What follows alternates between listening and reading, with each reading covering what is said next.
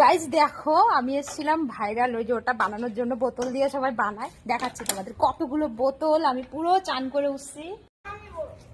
একটা বোতল, এই দেখো দুটো সেফটি পিন, একটা পুরো মাথা বেঁকিয়ে ফেলেছি।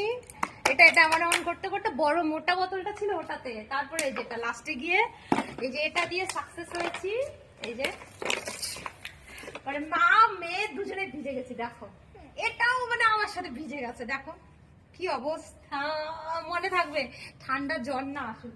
আরেকটা বোতল ছিল ওটাও গেছে, ওই দুইটা ছিল। গাইস টাটা, এদিকে আনো আনো আনো একটু।